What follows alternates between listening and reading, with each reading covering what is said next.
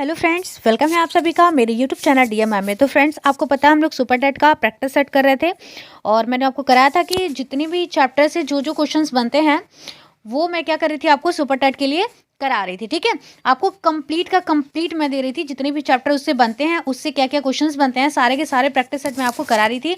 और मैंने आपको क्या शिक्षण कौशल का कंप्लीट करा दिया था सारे के सारे क्वेश्चंस को। अगर आप नहीं देखें तो वीडियो ज़रूर देख लीजिएगा। उसके बाद से मैंने प्रबंधन एवं अभिवृद्धि भी आपको पूरा का पूरा करा दिया था, जीवन कौशल प्रबंधन एवं अभिवृद्धि। तो अगर आप नहीं देखें तो प्लेलिस्ट में जाके जरूर देख लीजिएगा। ठीक है, तो आज हम लोग करने के वाले हैं सूचना तकनीकी का प्रैक्टिस है। ठीक है, सारे चैप्टर का ये क्वेश्चन यहाँ पे इंक्लूडेड है, हाँ रखा हुआ है मैंने आपके लिए। और आपको सारे के सारे इस क्वेश्चंस को देखना है। आई होप दैट आपको बहुत ज़्यादा जो है वो हेल्प मिलेगा। आपको पता है कि ये जो सूचना तकनीकी वो 5 नंबर आपके एग्जाम में क्या करता है, कवर करता है। ठीक है, तो भाई सूचना तकनीकी में हमें पढ़ना क्या है ये देख लेते हैं। तो शिक्षण कौशल विकास पढ़ना है। दूसरा क्या है, कक्षा शिक्षण तथा विद्यालय प्रबंधन पढ़ना है।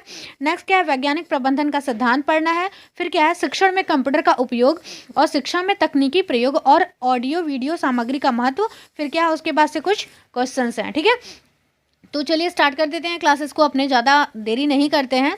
ठीक है, तो चलिए हमारा देखते हैं क्वेश्चन क्या है कि एक बच्चा जो ग्रस्त है, किससे ग्रस्त है कि वह सा और वॉज और न्यूक्लियर को अनक्लियर में अंतर नहीं कर पाता है। ठीक है, मतलब आपको बताना है कि किस चीज़ से जो है वो ग्रसित है कि सा को वॉज पढ़ रहा है और न्यूक्लियर को क्या पढ़ रहा है, अनक्लियर पढ़ रहा है। ठीक है, वो डिफरेंस नहीं कर पा रहा है इन सब चीज़ों में कि इसमें अंतर क्या है। तो वो किस जो है वो बीमारी से ग्रसित है। ठीक है, डिसलेक्सिया से ग्रसित है, डिसमोर्फिया से ग्रसित है, शब्द जम्बलिंग विकार से ग्रसित है, या फिर डिसलेक्समिया से ग्रसित है। ठीक है, तो आंसर आपका क्या हो जाएगा, आंसर हो जाएगा डिसलेक्सिया। ठीक है, कि मतलब वो ऐसे डिफरेंस नहीं कर पा रहा है तो वो किससे ग्रसित है, वो है डिसलेक्सिया से।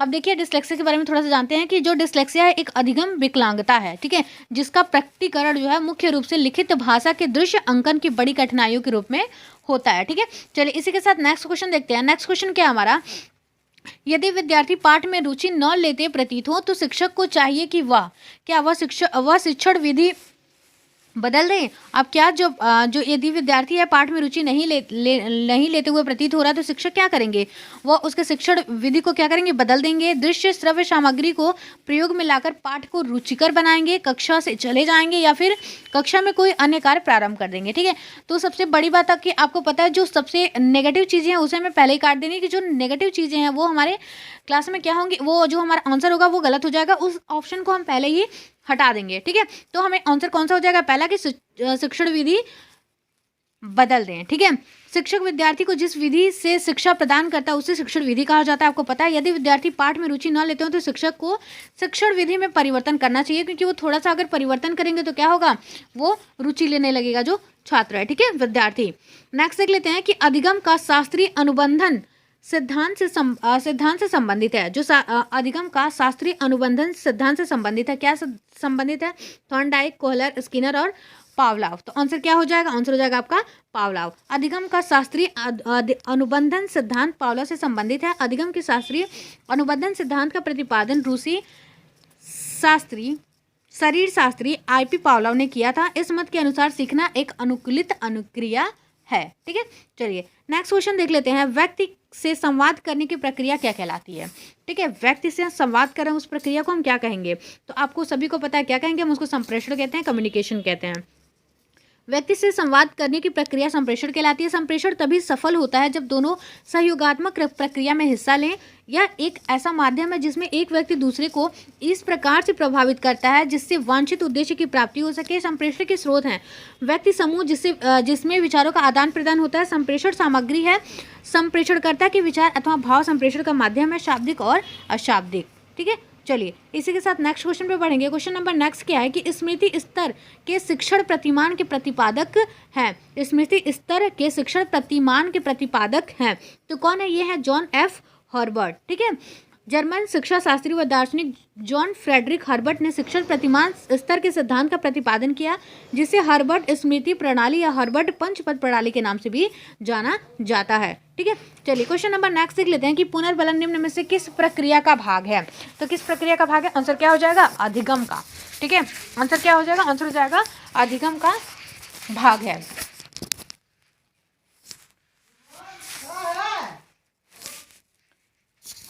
चलिए नेक्स्ट देखते हैं, इसका थोड़ा सा देख लेते हैं, इसका व्याख्या क्या क्या है। देखिए, पुनर्बलित अभ्यास के फलस्वरूप व्यवहार जन्य क्षमता में आने वाले अपेक्षाकृत स्थायी परिवर्तन ही, जो स्थायी प्रकृति का परिवर्तन ही क्या है, अधिगम कहलाता है। अधिगम प्रक्रिया में प्रकृति का पुनर्बलन के द्वारा जो फीडबैक देते हैं, ठीक है, पुनर्बलन के द्वारा छात्र को अधिगम के लिए प्रेरित किया जाता है, जिससे वह क्रियाशील रहता है।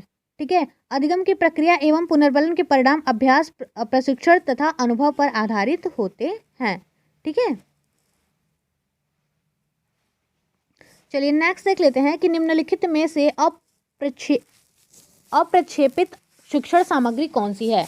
चार्ट है, चित्र विस्तारक है, चित्र विस्तारक यंत्र है, या फिर स्लाइड, या फिर फिल्म स्ट्रिप। तो आंसर क्या हो जाएगा, आंसर हो जाएगा चार्ट। ठीक है, आंसर हमारा जो ऑप्शन ए होगा वो सही होगा। प्रश्नगत विकल्पों में फिल्म स्ट्रिप, चित्र विस्तारक यंत्र तथा स्लाइड प्रक्षेपित शिक्षण सामग्री, जबकि चार्ट अप्रक्षेपित शिक्षण सामग्री है। नेक्स्ट देख लेते हैं, बच्चों में गणित सीखने संबंधी अक्षमता कहलाती है। अगर वो गणित नहीं सीख पा रहे हैं तो वो जो अक्षमता है वो क्या कहलाती है, तो आंसर क्या हो जाएगा, डिसकैलकुलिया। ठीक है, डिसकैलकुलिया, कैलकुलेट से आप समझ कर, हम कैलकुलेट किसे करते हैं, गणित को करते हैं। तो अगर बच्चे को गणित सीखने संबंधी अक्षमता है, ठीक है, तो वो किससे ग्रसित है, वो ग्रसित होगा डिसकैलकुलिया से। ठीक है, तो डिसकैलकुलिया बच्चों की गणित सीखने संबंधी अक्षमता है। डिसकैलकुलिया एक प्रकार का अधिगम संबंधी विकार है, जिसका प्रयोग गणितीय कौशल अक्षमता के लिए किया जाता है। इसके अंतर्गत अंकों, संख्याओं के अर्थ समझने की अयोग्यता से लेकर अंक गणितीय समस्याओं के समाधान में सूत्रों एवं सिद्धांतों के प्रयोग की अयोग्यता तथा सभी प्रकार की गणितीय अक्षमता शामिल है।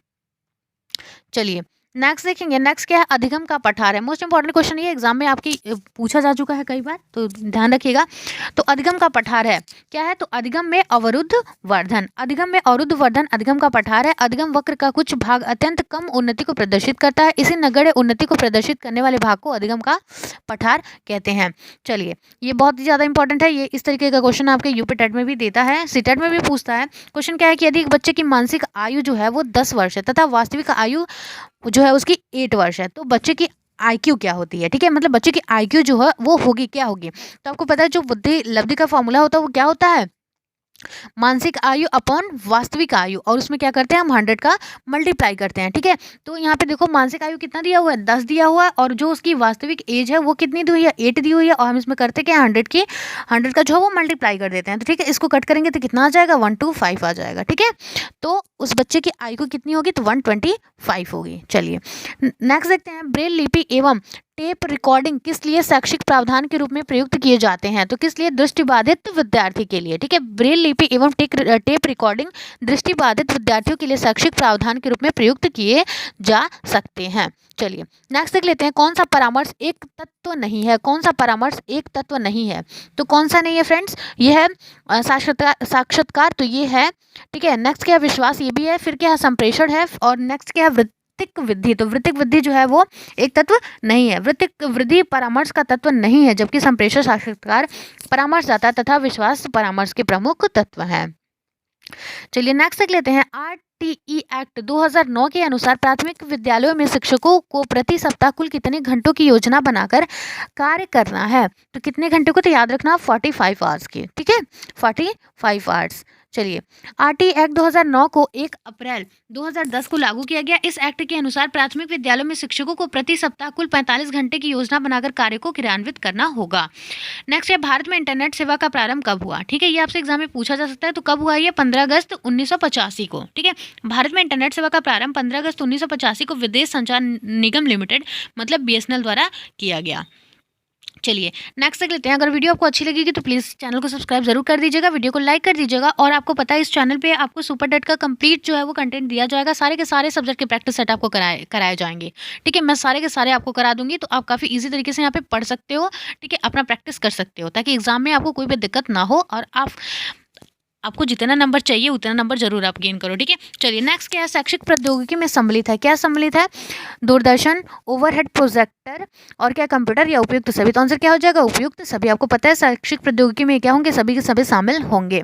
ठीक है, शिक्षा में दृश्य श्रव्य सामग्री जैसे श्यामपट्ट, ओवरहेड प्रोजेक्टर, दूरदर्शन तथा कंप्यूटर का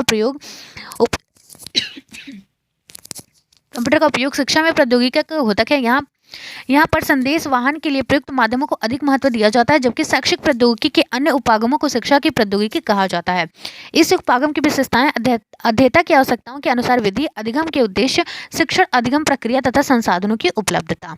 चलिए नेक्स्ट देख लेते हैं कि भारत में शैक्षिक प्रौद्योगिकी की प्रवृत्तियों को प्रमुख रूप से कितने आयामों में वर्गीकृत किया गया है? तो ये किया गया है 2 आयाम में। पहला आयाम शिक्षा में प्रौद्योगिकी तथा दूसरा क्या है? दूसरा है शिक्षा की प्रौद्योगिकी। ठीक है, चलिए क्वेश्चन नंबर नेक्स्ट देख लेते हैं कि सूचना प्रौद्योगिकी किसको सूचना आधारित निर्णय लेने में सहायता प्रदान करती है? तो आंसर क्या हो जाएगा कि सूचना प्रौद्योगिकी किसको सूचना आधारित निर्णय लेने में सहायता प्रदान करती है? तो आंसर क्या हो जाएगा? व्यक्ति।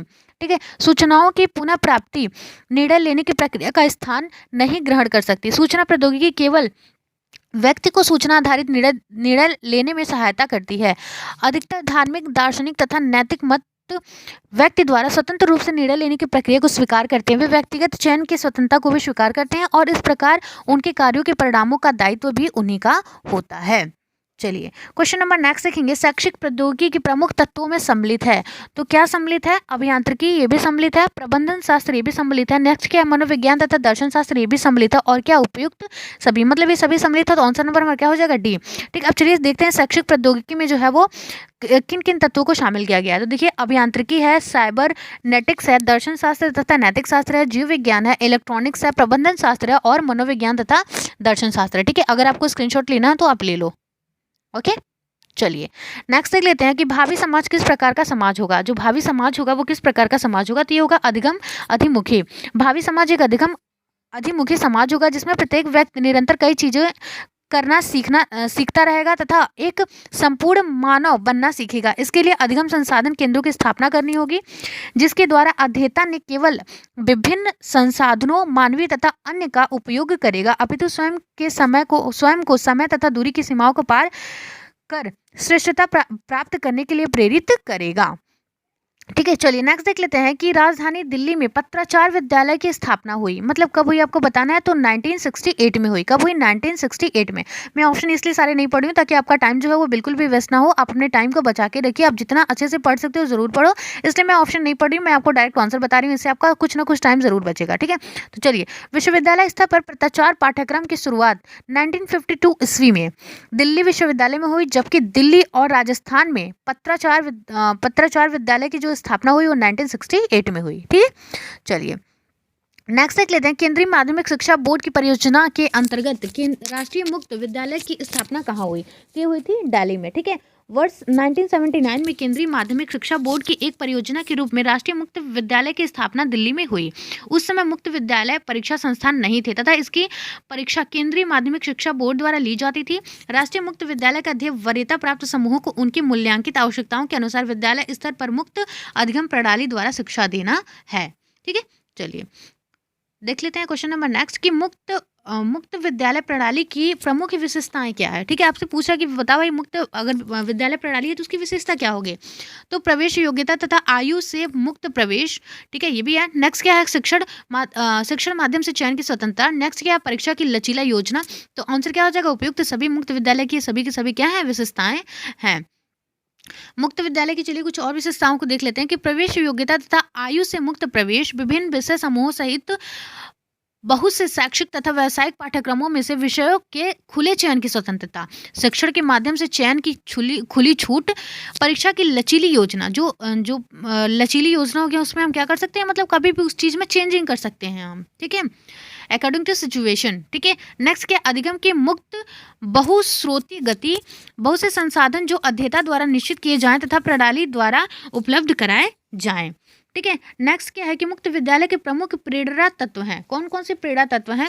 स्व अध्ययन के माध्यम से उन्नति का दायित्व स्वयं ले, स्वनिर्देशित व स्वप्रेरित हो, स्व शिक्षण सामग्री द्वारा सक्रिय अंतःक्रिया करके, या उपयुक्त सभी। तो आंसर क्या हो जाएगा? उपयुक्त सभी। सभी के सभी जो है मुक्त विद्यालय के प्रमुख प्रेरणा तत्व हैं।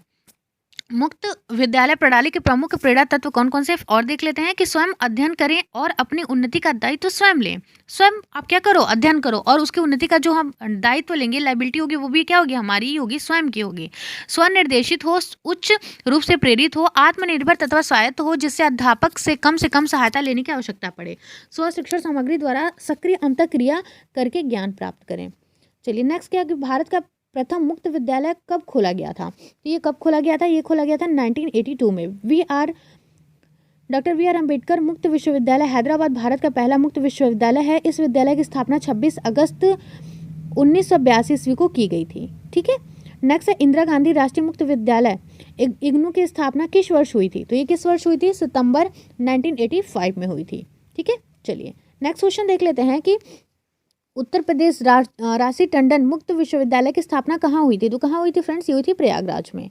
ठीक है, नेक्स्ट है राष्ट्रीय मुक्त विद्यालय शिक्षा संस्थान की स्थापना जो है वो कब की गई थी? तो कब की गई थी? 1989 में। राष्ट्रीय मुक्त विद्यालय शिक्षा संस्थान की स्थापना मानव संसाधन विकास मंत्रालय द्वारा 1989 में की गई थी। राष्ट्रीय मुक्त विद्यालय शिक्षा संस्थान का पूर्व में नाम राष्ट्रीय मुक्त विश्वविद्यालय था। नेक्स्ट देख लेते हैं राष्ट्रीय शिक्षा नीति कब लागू की गई? तो कब लागू की गई थी? मई 1986 में। ठीक है, मई 1986 में। नेक्स्ट है विश्वविद्यालय अनुदान आयोग द्वारा दूरस्थ शिक्षा ब्यूरो की स्थापना कब की गई थी? तो कब की गई थी? जून 2013 में। नेक्स्ट है राष्ट्रीय शैक्षिक अनुसंधान एवं प्रशिक्षण परिषद NCERT की स्थापना कब हुई थी?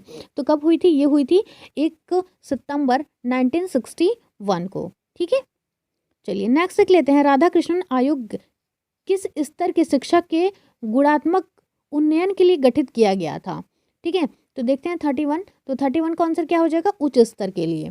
ठीक है, उच्च शिक्षा में गुणवत्ता उन्नयन के लिए, और आंसर नंबर जो है सी उसका सही होगा कि उन्नयन के लिए वर्ष 1948 से 49 में राधाकृष्णन आयोग की स्थापना की गई थी, जिसे विश्वविद्यालय शिक्षा आयोग के नाम से भी जाना जाता है। राधाकृष्णन आयोग को विश्वविद्यालय शिक्षा आयोग के नाम से भी जाना जाता है। नेक्स्ट देख लेते हैं मोस्ट इंपॉर्टेंट क्वेश्चन। ये आपके सभी के सभी, आप यूपी टेट की बात करो, सीटेट की बात करो, किसी भी एग्जाम में ये मतलब बहुत सारे एग्जाम में पूछा भी जा चुका है। यूपी टेट में भी ये क्वेश्चन रिपीट हो चुका है, सीटेट में भी पूछा जा चुका है, और सुपर टेट में भी मे भी आपसे पूछ ही रहे। क्या है सर्व शिक्षा अभियान योजना की शुरुआत कब हुई थी? तो कब हुई थी? ये हुई थी 2000 में। नेक्स्ट है उत्तर प्रदेश बेसिक शिक्षा अधिनियम कब लागू हुआ? तो कब लागू हुआ था? ये 25 जुलाई 1972 को लागू हुआ था। चलिए नेक्स्ट देख लेते हैं राष्ट्रीय साक्षरता मिशन की शुरुआत कब की गई थी? ठीक है, तो ये कब की गई थी? ये की गई थी 1988 में। ठीक है, 5 मई 1988 को। चलिए नेक्स्ट देख लेते हैं विश्वविद्यालय अनुदान आयोग की स्थापना किस वर्ष की गई थी? तो किस वर्ष की गई थी? 1956 में। मतलब आंसर नंबर जो सी होगा वो सही हो जाएगा, 1956 में। चलिए यह एक संविधानेतर संस्था है, याद रखिएगा। चलिए नेक्स्ट है पहुंच साधन में सम्मिलित है। क्या सम्मिलित है? उद्देश्यों का कथन, संक्षिप्त तथा स्पष्ट निर्देश, पाठों का विभागों और उपविभागों में विभाजन, यह उपयुक्त सभी। तो आंसर क्या हो जाएगा? उपयुक्त सभी। चलिए देखते हैं मुद्रित सामग्री को स्वयं शिक्षणीय बनाने के लिए सामग्री के अंदर पहुंच साधनों जैसे उद्देश्यों का कथन, संक्षिप्त तथा स्पष्ट निर्देश, पाठ को विभागों और उपभागों में विभाजन आदि द्वारा इसका निर्माण किया जा सकता है। चलिए नेक्स्ट स्व अनुदेशी सामग्री में छात्र छात्रा अधिगम परिवर्तन संपादित करते हैं। क्या संपादित करते हैं? स्वयं से। ठीक है, करता है या करते हैं क्या? स्वयं से। ऐसी अधिगम सामग्री जो इस प्रकार तैयार तथा उत्पादित की जाती है कि अध्येता इसके द्वारा अध्यापक की व्याख्या पर निर्भर हुए बिना स्वयं सीख सके। ठीक है, चलिए नेक्स्ट देख लेते हैं कि मीरांबिका के प्रमुख उद्देश्य हैं। क्या उद्देश्य है इनके? बाल केंद्रित शिक्षा, संपूर्ण बच्चों की आवश्यकताओं की पूर्ति करना, बौद्धिक विकास और अपनी शिक्षा के लिए विषय वस्तु चयन करने में बच्चों को सक्रिय बनाना, या फिर उपयुक्त सभी। तो आंसर क्या हो जाएगा इसका? आंसर हो जाएगा उपयुक्त सभी। मीरांबिका का प्रयास निम्नलिखित उद्देश्यों की प्राप्ति की ओर अग्रसर है। बाल केंद्रित न कि विषय केंद्रित, पाठचर्या बच्चों की सीखने की स्वाभाविक आकांक्षा को गतिशील बनाना, संपूर्ण बच्चे की आवश्यकताओं को पूर्ति करना अर्थात बच्चों की भौतिक तथा संवेगात्मक आवश्यकताओं को प्रोत्साहन तथा भौतिक विकास और अपनी शिक्षा के लिए विषय वस्तु चयन करने में बच्चों की सक्रिय भूमिका निभाने के योग्य बनाना है। ठीक है, चलिए नेक्स्ट देख लेते हैं। BF स्किनर ने क्रिया प्रसूत अनुकूलन सिद्धांत में सम्मिलित है। क्या सम्मिलित है? देखते हैं विद्यार्थियों की अनुक्रिया पर तुरंत प्रबलन, जटिल ज्ञान संग्रह की स्थापना के लिए धीरे धीरे आगे बढ़ना, कार्यक्रम का पूर्ण निरीक्षण और संशोधन, या फिर उपयुक्त सभी। तो आंसर क्या हो जाएगा आपका? आंसर हो जाएगा डी, उपयुक्त सभी।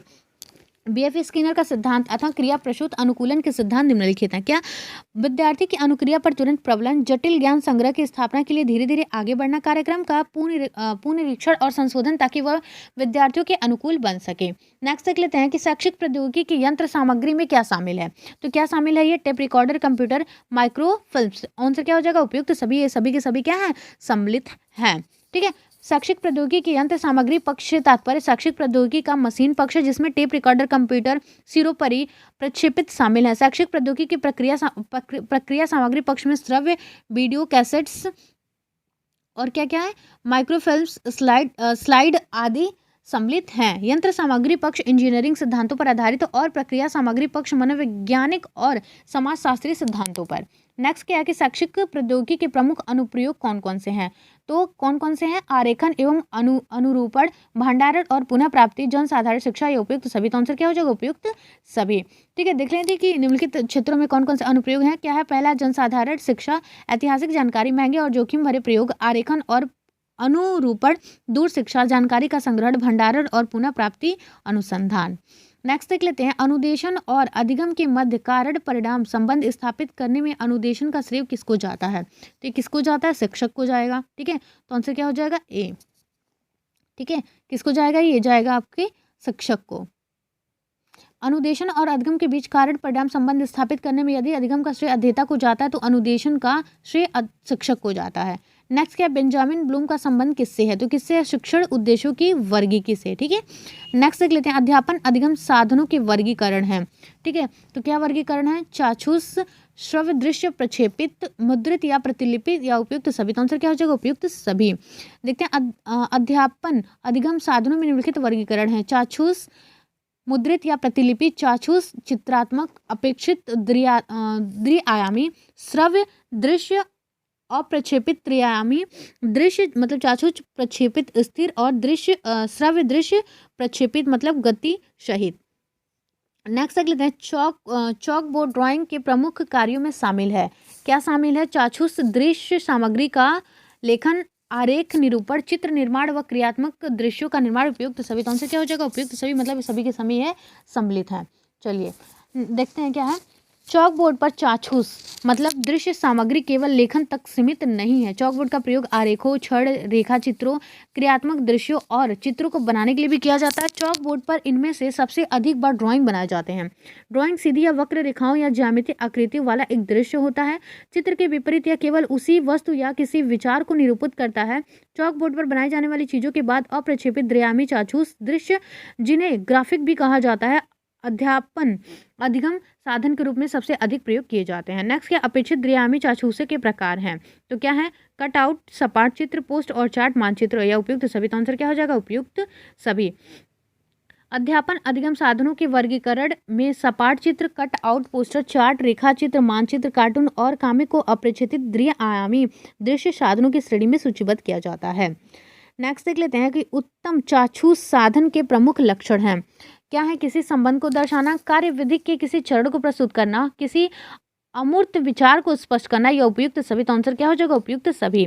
एक उत्तम शिक्षण साधन की कुछ सबसे अधिक वांछनीय विशेषताओं के तथ्यात्मक विषय जो है वो निम्नलिखित हैं। इसकी सहायता से किसी ऐसे अमूर्त विचार को स्पष्ट करना, किसी संबंध को दर्शाने या कार्य विधि के किसी चरण को प्रस्तुत करना चाहिए जो इसके बिना स्पष्ट नहीं हो सकते। यह इतना बड़ा होना चाहिए कि समूह को स्पष्ट दिखाई दे, सब महत्वपूर्ण अंशों को प्रभावोत्पाद रूप से उभारे, चाहे दृश्य साधन छोटा हो या विवर्धित, उसको अनुमाप के अनुसार रखते हुए समानुपात को बनाए रखिए।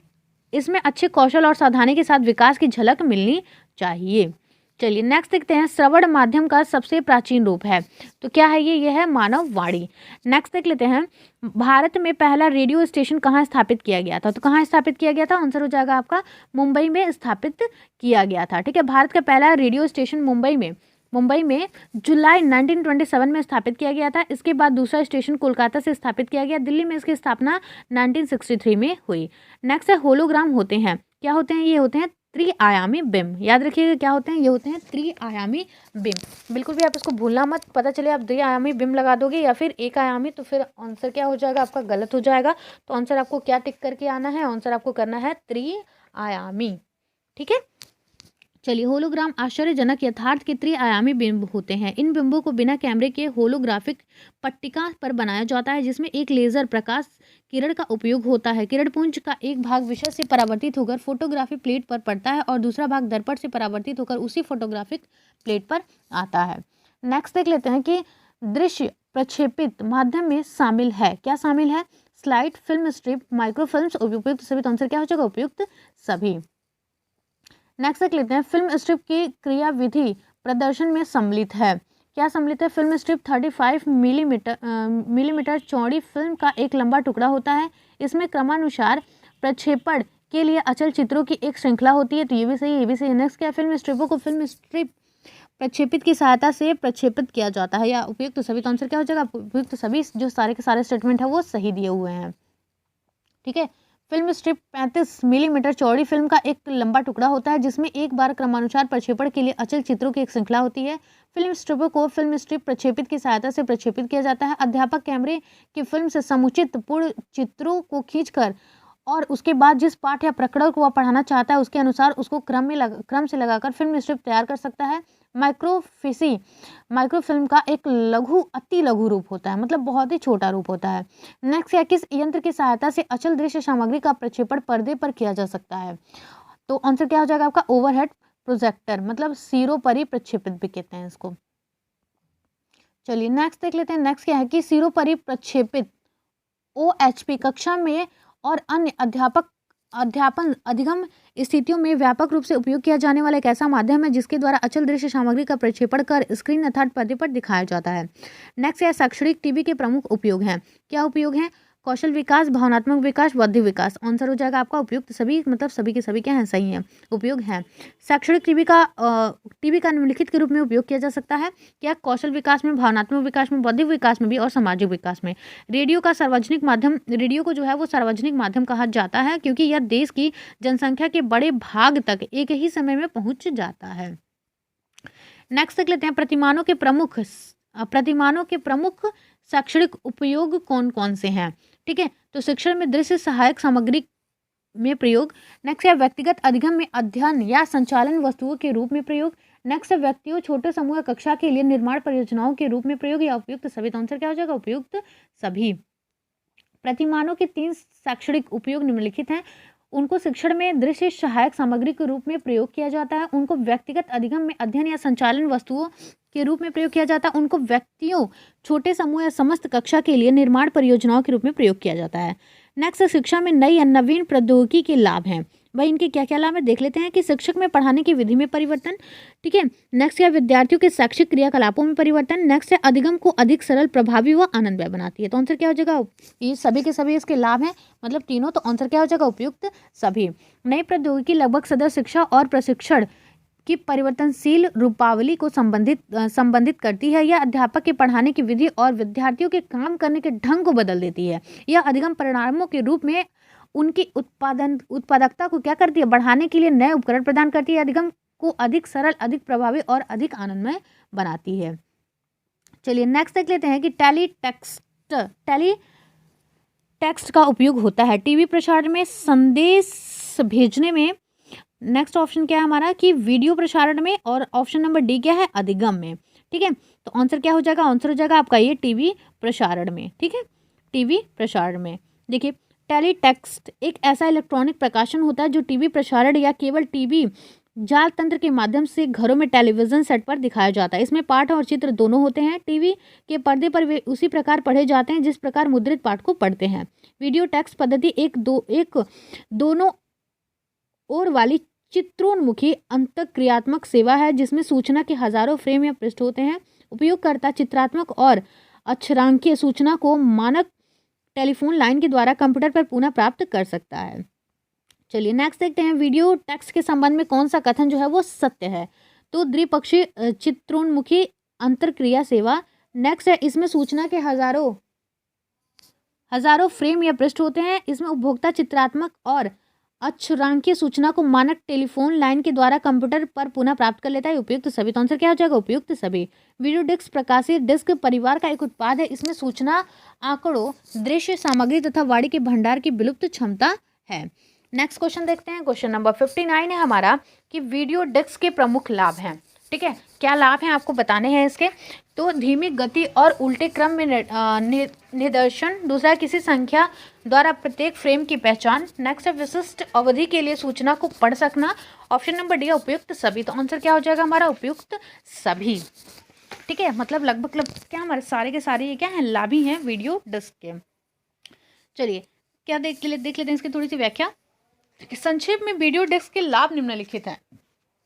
क्या क्या है, वीडियो डिस्क एक लचीला माध्यम है। कैसा माध्यम है, लचीला माध्यम है जो अध्ययन पंथों पर नियंत्रण द्वारा कार्यक्रम में किसी बिंदु तक किसी बिंदु तक पहुंचकर आवश्यकता अनुसार प्रतिपुष्टि प्रदान करता है। इच्छा अनुसार अभिगम्यता प्राप्त की जा सकती है। किसी प्रकार के भौतिक संपर्क के बिना विशिष्ट अवधि के लिए सूचना को पढ़ सकना। कार्यक्रम के विभिन्न खंडों तक द्रुत प्रदान करना, मतलब लगभग तुरंत अभिगम्यता प्रदान करना। उत्कृष्ट निर्देशन की गुणवत्ता, धीमी गति और उल्टे क्रम में निर्देशन। किसी संख्या द्वारा प्रत्येक फिल्म की पहचान। उत्कृष्ट स्थिर चित्र दर्शन। चलिए क्वेश्चन नंबर नेक्स्ट पे बढ़ेंगे। क्वेश्चन नंबर नेक्स्ट क्या है हमारा कि संहत डिस्क अंतःक्रियात्मक क्या है। ठीक है, तो ये क्या है, आंसर क्या हो जाएगा आपका सी, प्रकाश की भंडार प्रणाली है। ठीक है, चलिए नेक्स्ट क्वेश्चन देख लेते हैं कि इसकी थोड़ी सी व्याख्या देख लेते हैं। संहत डिस्क अंतःक्रियात्मक क्या है। तो CDI एक प्रकाशिकीय भंडार प्रणाली है जो मुख्यतः शैक्षिक बाजारों से जुड़ी हुई है। यह एक परिष्कृत दृश्य श्रव्य दृश्य उपकरण होता है जो विविध प्रकार के प्रतिश्रवण आरोपों में सहायक होता है। संहत डिस्क अंतःक्रियात्मक संजीवता, वीडियो और गुणवत्तापूर्ण छायाचित्र के बिंबों का भी आधार बन सकते हैं। CDI एक अंतःक्रियात्मक उपकरण है। विद्यार्थी की आवश्यकता के अनुसार कंप्यूटर अंतःक्रियात्मक डिस्क पर संग्रहित विशेष जानकारी को बार बार खोजता है और दिखाता है। ठीक है फ्रेंड्स, अगर आपको इसका PDF चाहिए तो आप मेरे टेलीग्राम से जरूर जुड़ना और आप इंस्टाग्राम से भी जुड़ जाना। मैं लिंक जो है वो डिस्क्रिप्शन में दे दूंगी।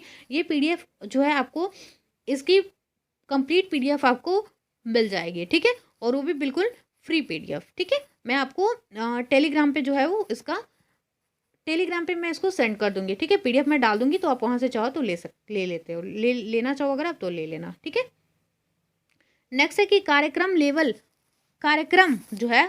केवल उतना ही करे जितना आवश्यकता हो, इससे अधिक नहीं। यह कथन प्रसिद्ध शिक्षा शास्त्री का है। मतलब ये किसका जो है ये कथन है आपको बताना है, तो आंसर क्या हो जाएगा, मार्शल डेविड का है।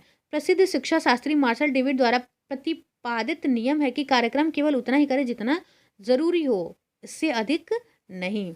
चलिए नेक्स्ट देख लेते हैं कि पैकेज मूल्यांकन के समय विचार करने वाले कारक में कौन शामिल नहीं है। तो कौन शामिल नहीं है, विषय वस्तु, परिशुद्धता, प्रस्तुतिकरण या फिर सूझ। तो आंसर क्या हो जाएगा, सूझ जो है वो शामिल नहीं है। पैकेज मूल्यांकन के समय विचार करने वाले कारक हैं, कौन कौन से कारक है देख लेते हैं। विषय वस्तु, परिशुद्धता, प्रस्तुतिकरण, प्रतिकरण के मानकों और निर्देशों का मूल्यांकन, पर्दे की प्रस्तुतिकरण की गुणवत्ता का लगातार ऊंचा होना आवश्यक है, क्षेत्र की उपयोग प्रभावी और बिना फालतू चीजों के काम होना चाहिए। नेक्स्ट निम्नलिखित में से किन कार्यों में टेलीफोन लाइन का उपयोग किया जाता है।